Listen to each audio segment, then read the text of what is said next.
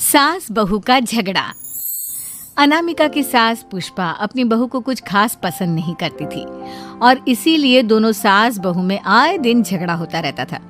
सास बहू के झगड़े के चक्कर में अनामिका के पति मोहित की जिंदगी मुश्किल में पड़ गई थी। बेचारा बार बार माँ और बीवी के झगड़े को सुलझाता ही रहता था, लेकिन दोनों समझने का नाम नहीं लेती थी। वैसे तो सब कुछ ठीक ठाक चल रहा था, लेकिन एक दिन अनामिका और पुष्पा के अंदर जोरदार झगड़ा हुआ और बात कुछ इस तरह थी। बहू, मैंने तुम्हें कल अपनी एक साड़ी धोने के लिए दी थी। हाँ मम्मी जी, वो साड़ी धोकर मैंने आपकी अलमारी में रख दी है। उसी की बात कर रही हूँ मैं। जरा देख तो, इस साड़ी को देखकर किसी भी तरह से लगता है ये धुली हुई है।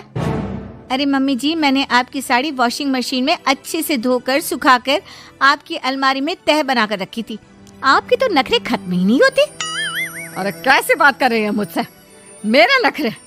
अरे मोहित, जरा ये देख तो, ये साड़ी धुली हुई लग रही है क्या? अरे मम्मी, जब अनामिका कह रही है कि उसने साड़ी धोई थी तो मान लो ना। हर बात पर झगड़ा करना जरूरी है क्या? क्या है ना मोहित, तुम्हारी माँ को तो मेरे हर काम में नुस्ख निकालने की आदत पड़ गई है। जब तक दो चार खरी खोटी सुना नहीं लेती ना, इनका दिन नहीं निकलता। अरे चुप कर, बहू होकर मुझे जवाब देती हो। एक तो गंदे कपड़े उठाकर अलमारी में रख दिए, ऊपर से कैंची की तरह कचर कचर बोली जा रही हो। अरे मम्मी जी, आपको समझ में नहीं आता क्या? मैंने साड़ी धो कर रखी थी। तो फिर इतनी गंदी क्यों लग रही है? अब मुझे क्या पता मम्मी जी, आप इस पर इस तरह तेल और घी की चिकनाई के दाग लगाकर लाएंगी तो ये मेरी जिम्मेदारी थोड़ी ना है। अरे तो हाथ से धोना चाहिए था ना। मैं आपकी बहू हूँ, नौकरानी नहीं जो एक कपड़ा रगड़ रगड़ कर हाथ से धो दूंगी। आपको पहननी है तो पहनिए, नहीं तो रख दीजिए। तुझे तो मैं अच्छी तरह बताऊंगी, मुझे जवाब देती है। एक दिन सुबह के वक्त, अरे अनामिका, मेरी व्हाइट शर्ट कहाँ है? आज ऑफिस में बहुत बड़ा प्रेजेंटेशन है और मुझे वो व्हाइट शर्ट पहन कर जाना है। मुझे पता है, आपने मुझे 2 दिन पहले ही बता दिया था और आपकी शर्ट मैंने धोकर अच्छी तरह आयरन करके अलमारी में लगा दी है। जाइए वहां से ले लीजिए। अनामिका, ये तुमने क्या किया? ये देखो, शर्ट पर लिपस्टिक का दाग लगा हुआ है और ये तो एक जगह से जल भी गई है। नहीं नहीं मोहित, ऐसा नहीं हो सकता। मैंने तो तुम्हारी शर्ट ठीक से इस्त्री करके अलमारी में लगाई थी। तो फिर ये जल कैसे गई अपने आप? अलमारी में लटके लटके थोड़ी ना जल जाएगी। पर मोहित, मुझे अच्छी तरह याद है। देखो, अपनी गलती को छुपाने की कोशिश मत करो। और अगर शर्ट जल भी गई थी तो तुम्हें पहले बताना चाहिए था ना, मैं नई शर्ट लेकर आ जाता। अब ऐन वक्त पर शर्ट कहाँ से लेकर आऊं? मेरा इतना इम्पोर्टेंट प्रेजेंटेशन था, सब खराब हो जाएगा। अरे बेटा, क्यों परेशान होता है? ये देख, मैंने तेरे लिए पहले से ही एक नई व्हाइट शर्ट ला कर रखी है। लेकिन मम्मी, आप मेरे लिए व्हाइट शर्ट क्यों लेकर आई? अरे मुझे पता था तेरा प्रेजेंटेशन होने वाला है और अपनी इस बहू पर तो मुझे बिल्कुल भी भरोसा नहीं।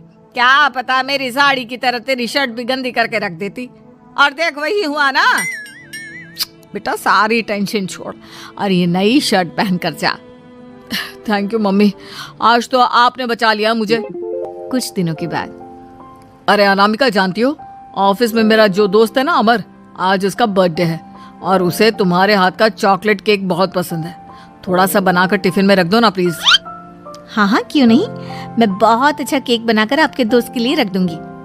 तुम्हारे हाथ का खाना खाकर तो वैसे ही मेरे ऑफिस के सारे लोग इतनी तारीफ करते हैं, क्या बताऊं। प्लीज एक अच्छा सा केक और बना दो, मेरी तो ऑफिस में शान बढ़ जाएगी। अनामिका केक बनाने के लिए रख देती है। पुष्पा चुपचाप जाकर उस पे ढेर सारा नमक डाल देती है। देख अमर, तेरी भाभी ने तेरे लिए चॉकलेट केक बनाकर भेजा है, तुझे बहुत पसंद है ना? यार, तू बहुत किस्मत वाला है, भाभी इतना अच्छा खाना बनाती है और साथ में केक भी। वैसे भाभी को थैंक यू बोलना। थैंक यू बाद में, पहले तो ये केक खा कर देख, बहुत मेहनत से बनाया है अनामिका ने। अरे यार, इस केक में तो बहुत सारा नमक है। लगता है भाभी ने शक्कर की जगह खूब सारा नमक डाल दिया है। अरे मोहित, तू तो अपनी बीवी की कुकिंग की बहुत तारीफ करता फिरता है। जरा पूछना अपनी बीवी से, केक में नमक कब से डलने लग गया। क्या यार, तुझे भी मेरा ही जन्मदिन मिला था बिगाड़ने के लिए? केक नहीं लाना था तो मत लाता, कम से कम मुझे इस तरह नमक वाला केक तो नहीं खिलाता। अरे नहीं यार, अनामिका ऐसा नहीं कर सकती, जरूर कुछ गड़बड़ हुई होगी। घर जाने के बाद अनामिका, अगर तुम्हारा केक बनाने का मन नहीं था तो ना बनाती, लेकिन मेरी बेइज्जती करवाने की क्या जरूरत थी? अरे आपकी बेइज्जती, ये आप क्या कह रहे हैं? मैंने तो सुबह आपको इतने अच्छे तरीके से केक बना कर दिया था। हाँ, लेकिन उसमें इतना सारा नमक डाल दिया था कि आज ऑफिस में मेरा अच्छा खासा मजाक बना है। मेरे सारे दोस्त हंस रहे थे मुझ पर। अरे बेटा, मैंने तो तुझे पहले ही समझाने की कोशिश की थी। एक नंबर की गैर जिम्मेदार है ये लड़की, कोई काम ठीक से नहीं करती। उस दिन भी गंदी साड़ी रख दी थी मेरी अलमारी में और झूठ बोल रही थी। कुछ दिनों के बाद अनामिका देखो, मैंने अपना लैपटॉप चार्जिंग पर लगाया है, उसे अच्छी तरह चार्ज होने देना। मेरी एक अर्जेंट मीटिंग है, प्लीज बीच में से हटाना मत। हाँ हाँ ठीक है, मैं नहीं हटाऊंगी। पुष्पा चुपचाप से जाकर चार्जिंग का बटन बंद कर देती है। थोड़ी देर बाद, अरे ये लैपटॉप चार्ज क्यों नहीं हुआ? और ये बटन किसने ऑफ कर दिया? अनामिका इधर आओ। क्या हुआ? क्यों चिल्ला रहे इतना? अनामिका, मैंने तुमसे कहा था ना, मेरा लैपटॉप चार्जिंग पर लगा हुआ है, मेरी अर्जेंट मीटिंग है। तुमने इसका स्विच ऑफ क्यों कर दिया? अरे मैंने ऐसा कुछ नहीं किया, मैं क्यों स्विच ऑफ करूंगी? कुछ दिनों से देख रहा हूँ अनामिका, तुम मेरा हर काम बिगाड़ देती हो। देखो, ये अच्छी आदत नहीं। कम से कम तुम्हें इस बात का तो ध्यान रखना चाहिए था कि मेरी कितनी इंपॉर्टेंट मीटिंग थी। अब क्या करूंगा मैं? आई एम सॉरी मोहित, लेकिन सच में मैंने जानबूझकर कुछ नहीं किया। अगर जानबूझकर नहीं किया तो क्या सब कुछ अपने आप हो जाता है? कभी मेरी शर्ट जल जाती है, कभी केक में नमक डल जाता है। आप मेरी बात क्यों नहीं सुनते? मैंने जानबूझकर कुछ नहीं किया। फिर से वही बात। अरे कितनी बार तुम्हें समझा चुका हूँ, इस तरह मेरा काम बार बार मत बिगाड़ा करो। तुम जानती हो मुझे कितनी प्रॉब्लम होती है। ऑफिस में तो पहले ही बेइज्जती करा चुकी हो, और अब ये मीटिंग, ये भी मेरे हाथ से निकल गई। अनामिका की समझ में कुछ नहीं आता कि आखिर उसके साथ ये सब क्या हो रहा था और क्यों हो रहा था। फिर कुछ दिनों के बाद मोहित अपने ऑफिस से कुछ फाइल लेकर घर आता है। अनामिका, ये कुछ फाइलें हैं, इन्हें संभाल कर रख दो, और प्लीज इस बार ध्यान से, कोई गड़बड़ी नहीं होनी चाहिए। नहीं मोहित, कोई गड़बड़ी नहीं होगी।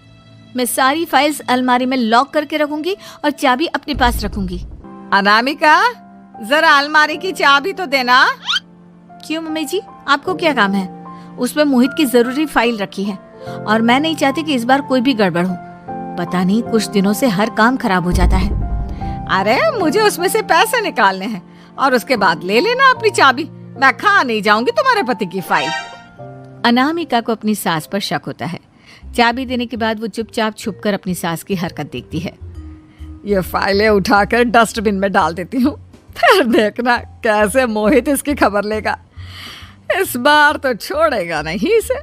वैसे भी पहले मैंने जो कुछ भी किया है उसकी वजह से अच्छी खासी डांट पड़ी है, मजा आ जाएगा। अच्छा तो ये बात है, सारा काम मम्मी जी बिगाड़ देती हैं, वो भी इसलिए क्योंकि मेरा उनसे झगड़ा हो गया है। सास के जाने के बाद अनामिका मोहित को बुलाकर लाती है। क्या हुआ अनामिका, क्या दिखाना है? ये देखिए, आपकी फाइल डस्टबिन में पड़ी हुई है।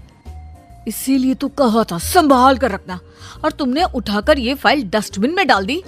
मैंने नहीं, तुम्हारी मम्मी ने डाली है, मुझसे बदला लेने के लिए, ताकि तुम मुझे डांटो।